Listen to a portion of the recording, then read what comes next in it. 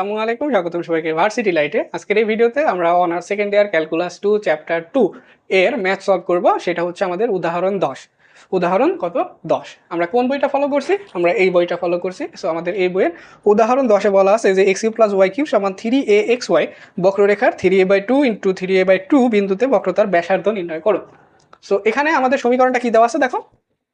দেওয়া আছে যে x cube plus y cube সমান 3axy, তাই না? এই সমীকরণটা আমাদের দেওয়া আছে।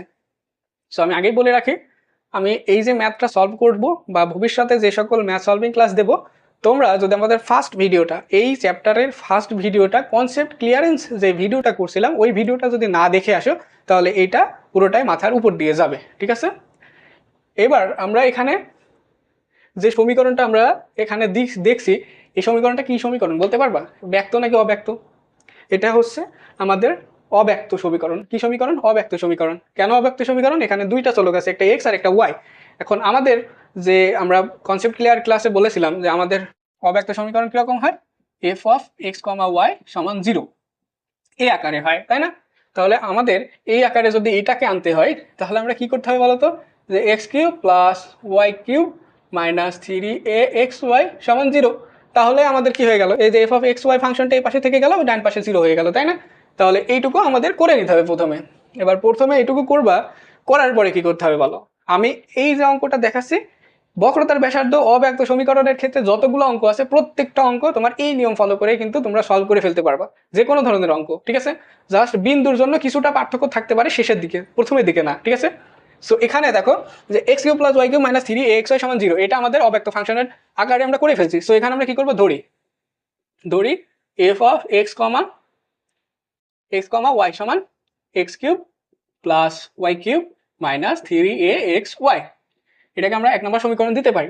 কি করতে পারি? 1 নম্বর সমীকরণ দিতে পারি। এইবার আমাদের দেখো এখানে আমাদের কি বলছে, বক্রতার ব্যাসার্ধ নির্ণয় করতে বলছে। এখন বক্রতার ব্যাসার্ধকে আমরা রো দ্বারা প্রকাশ করি। আর অব্যক্ত সমীকরণের ক্ষেত্রে বক্রতার ব্যাসার্ধ সূত্র কি?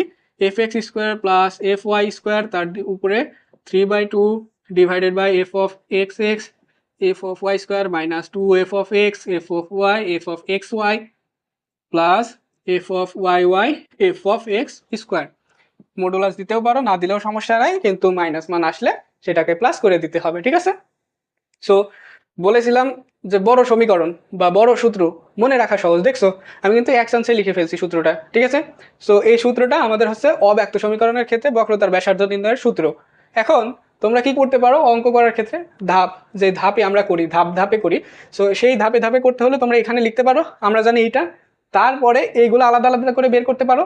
অথবা কি করতে পারো, আগে এই যে f of x f y f x x f f y, ঠিক আছে, এইগুলা আগে বের করে তারপরে সূত্রটা লিখতে পারো।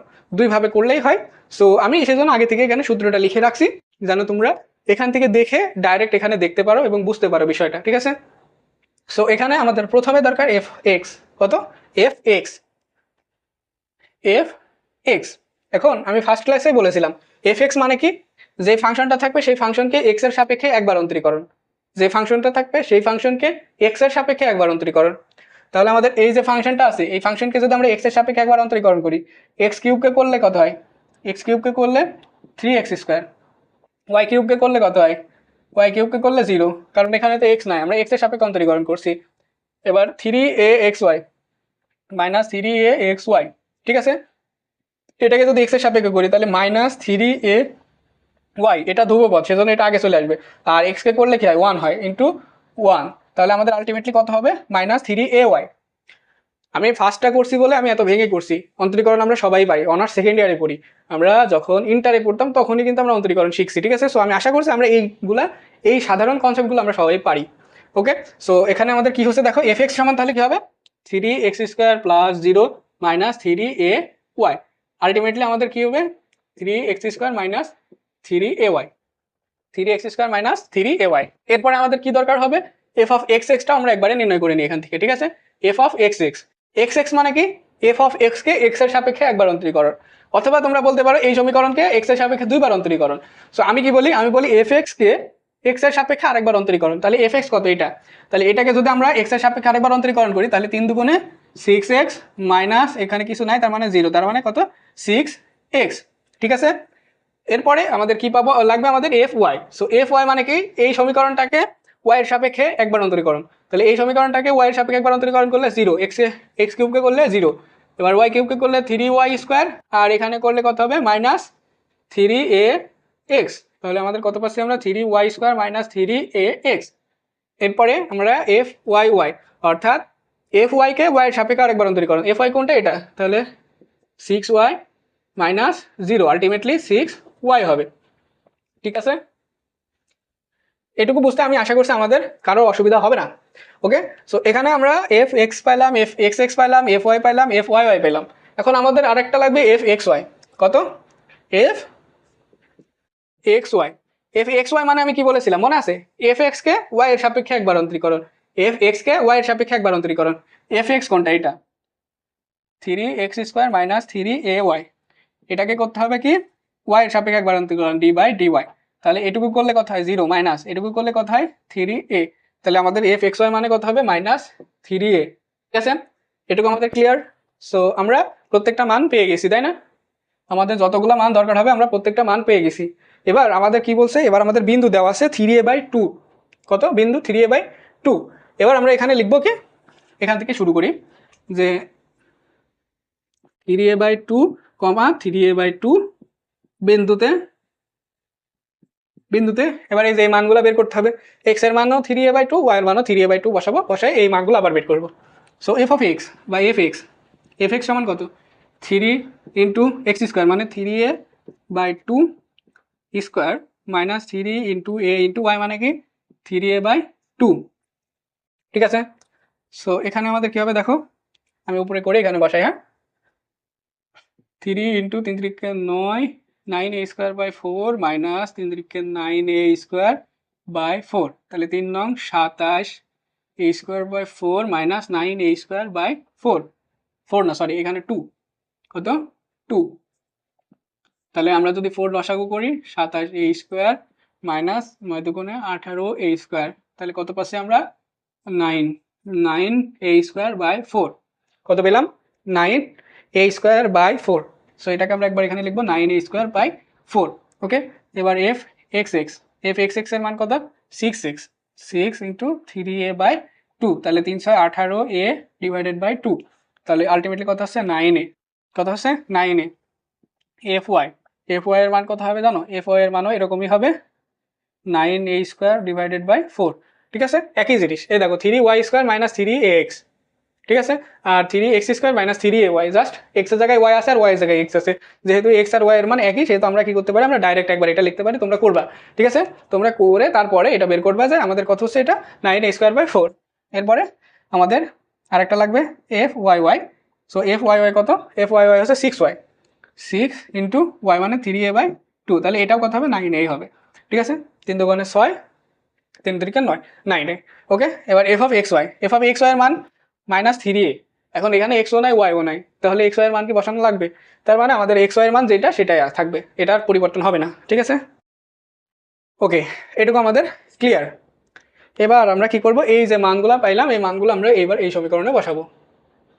এবার আমাদের একটু জায়গা বেশি লাগবে, আমরা সবটুকু মুছে দেবো। ঠিক আছে, সবটুকু মুছে দেবো বলতে এইটুকু মুছে দেবো। এবার আমরা কি করব, আমরা জানি রো সমান এফ অফ এক্স স্কোয়ার, তাই না, এফ এক্স স্কোয়ার, তার মানে 9a square by 4, 9a square by 4 তার কত স্কোয়ার প্লাস আবার 9a স্কোয়ার বাই 4 তার স্কোয়ার, এবার এইটুকুর উপরে কত 3/2 divided by f x x মানে 9a into f y square মানে 9a স্কোয়ার বাই 4 তার square minus 2 into f x মানে 9a square by 4 into f y 9a square by 4 into f x y এর মান ছিল minus 3a। এই যে জায়গাটাই ছিল, তাই না, এই জায়গাটাই ছিল না, যে এফ এক্স ওয়াই এর মান হচ্ছে কত মাইনাস 3a। ঠিক আছে, এরপরে প্লাস এফ ওয়াই ওয়াই মানে 9a into f x square মানে কত 9a স্কোয়ার বাই 4 তার হোল স্কোয়ার। ঠিক আছে, ক্লিয়ার। সো এটা আমরা একটু টেকনিক খাটায় সলভ করবো, তাহলে খুব সহজে আমরা সলভ করতে পারবো, ঠিক আছে। এখানে দেখো 9a² / 4² 9a² / 4², তার মানে 9a² / 4, 9a² / 4 তার হোল স্কোয়ার, এটা কয়টা, দুইটা আছে না, তাহলে 2 × 9a² / 4 হোল স্কোয়ার, ঠিক আছে। আর এটার পাওয়ার কি দেওয়া আছে, 3/2। ওকে, এটুকু আমাদের ক্লিয়ার। এরপরে এবার এখানে দেখো 9a × 9 নং 81 a² ডিভাইডেড বাই 4 4 16, ঠিক আছে।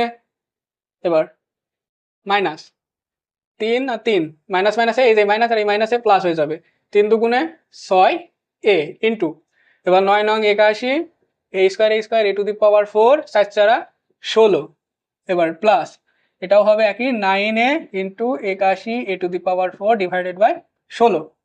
ওকে, সো এখানে দেখো কি হচ্ছে, আমাদের যেহেতু মান বসানো শেষ, আমরা এইটুকু মুছে দিতে পারি, মুছে দিছি। এবার দেখো এই যে 2, তাই না, আর এখানে আছে 3/2, এই 3/2, এই যে 3/2 এটা কি 1/2 ইন্টু তার পাওয়ার কত 3, আর 1/2 মানে কি রুট, তাহলে এটার উপরে কি হবে, আগে রুট দিতে হবে, তাহলে 2 × 9a² / 4 তার হোল স্কোয়ার তার উপরে রুট, তাহলে এর পাওয়ার এখন কি হয়ে যাবে, কিউব হয়ে যাবে, ঠিক আছে। এই যে 3/2 আছে না, এই 1/2 কে আমরা এখানে রুটে কনভার্ট করে দিলাম, আর 3 3 থেকে গেল, 3 3 জায়গায় থেকে গেল, জাস্ট এখানে কি করলাম, আমরা রুট করে নিলাম। হ্যাঁ, আমরা সবাই এটুকু বুঝি। এরপরে নিচের দিকে দেখো a আর a⁴, তাই না, তাহলে আমরা একবার এখানে লিখতে পারি যে 81 a⁵ ডিভাইডেড বাই 16 × 9 প্লাস এখানেও 81 a⁵ divided by 16 × 6 plus 81 a⁵/16 × 9, ঠিক আছে। এবার দেখো কি হচ্ছে, এই যে √2 ইন্টু 9a² / 4 তার স্কোয়ার, তাহলে রুট করলে কি হবে 9a² / 4। এবার এটুকুর উপরে কি আছে, আমাদের কিউব আছে, ডিভাইডেড বাই, এবার দেখো প্রত্যেক জায়গা থেকে 81 a⁵/16 কমন যায়, তাহলে 9 + 6 + 9 থাকে। এবার আমরা যদি √2 যদি 3 কিউব করি তাহলে 2√2 হয়।